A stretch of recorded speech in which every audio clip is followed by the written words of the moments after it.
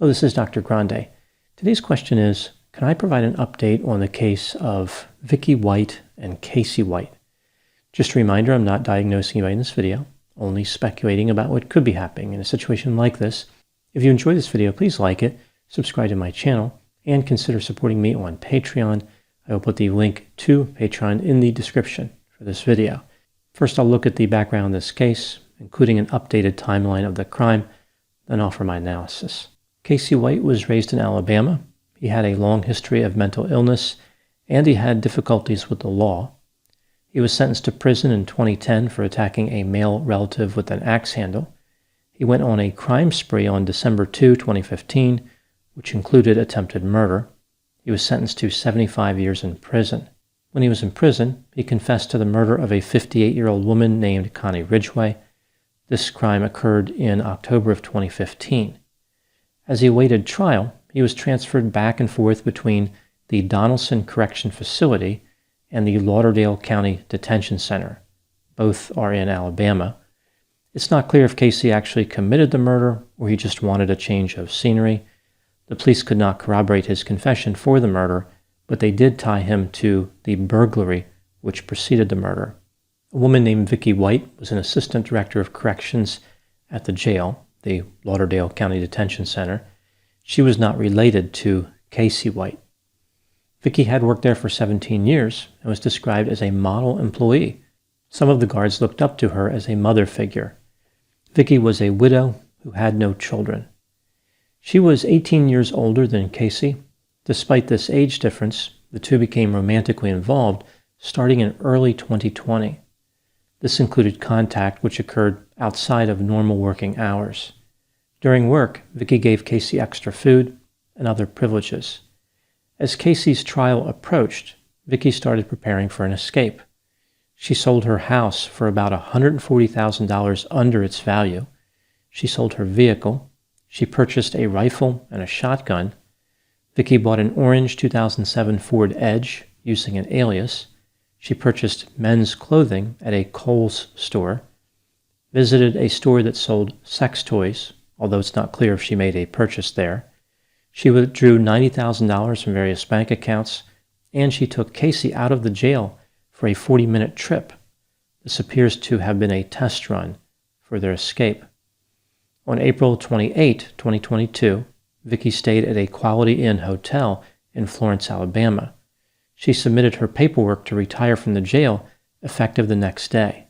She told officials that she wanted to go to the beach. On April 29, she checked out of the hotel at 5:21 a.m. She positioned the Ford Edge at a parking lot about 10 minutes from the jail. Vicky called a fellow employee at the jail and said that she locked her keys in her car and needed a ride to work. The employee thought this was strange, but was happy to give her the ride. After starting her workday, Vicky told the guards that she was taking Casey to the courthouse for a mental health evaluation. No evaluation was scheduled for him on that day. She added that she wasn't feeling well and she was going to an urgent care center after dropping Casey off. In violation of jail policy, Vicky transported Casey alone in a sheriff's vehicle. Vicky and Casey left the jail at about 9:41 a.m. and started their escape. Nobody started looking for them until 3:30 p.m. By this time, they had already transferred into the SUV and driven north. Apparently, Vicky and Casey abandoned the Ford Edge and purchased a Ford F-150 for $6,000 from a man in Bethesda, Tennessee. They abandoned this vehicle at a car wash in Indiana and purchased a Cadillac, which they drove to a place called Motel 41. This place at one time was a Motel 6. They paid a homeless man to rent a room for 2 weeks using his name. On May 4, the police were called to a car wash in Evansville, Indiana, to investigate an abandoned Ford F-150, but they didn't connect it to the escape at this time.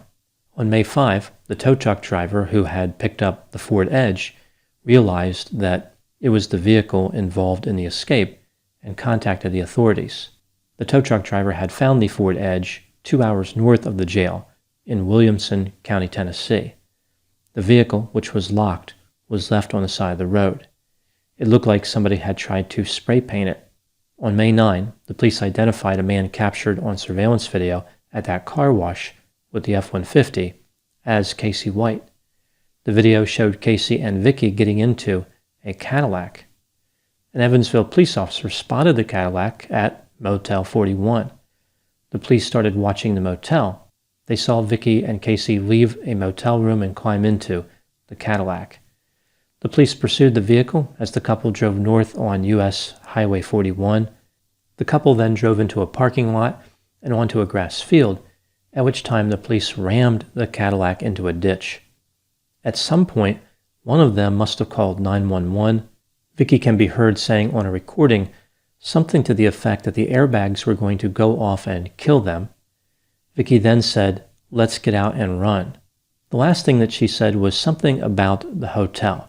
It may have been, "Get us back to the blank hotel," "Should have stayed at the blank hotel," or "You just had to get a blank hotel." The police managed to capture Casey White, but Vicky White sustained a self-inflicted gunshot wound to the head. She died later that night. In the vehicle, the police found a rifle, 4 pistols, wigs, and $29,000 in cash.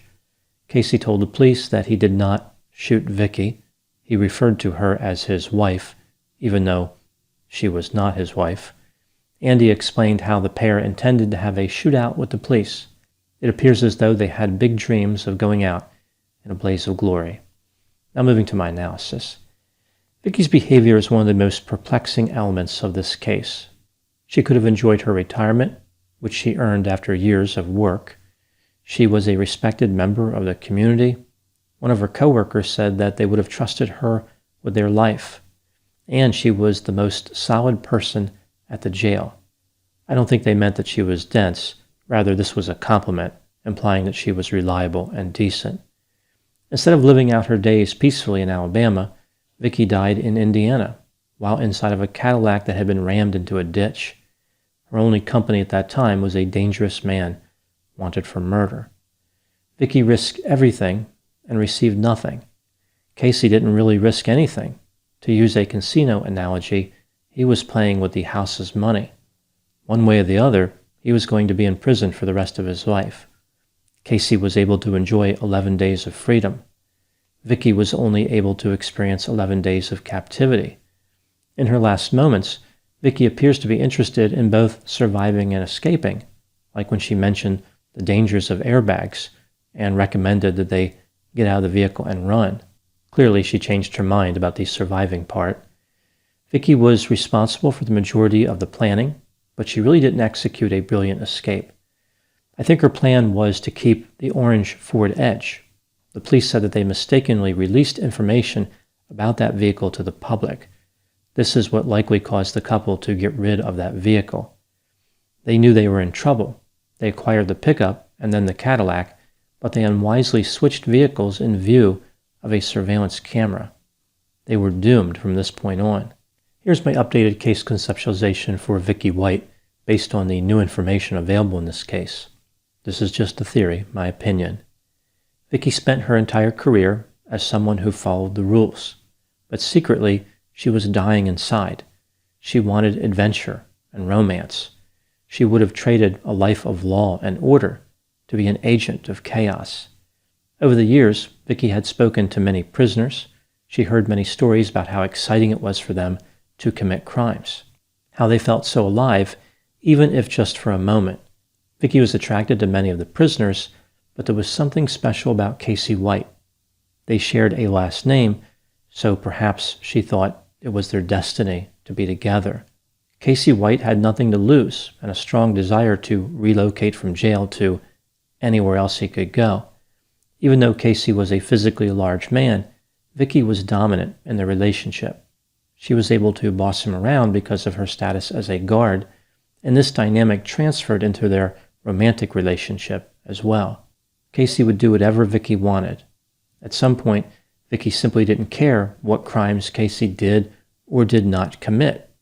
It was her time to be rewarded.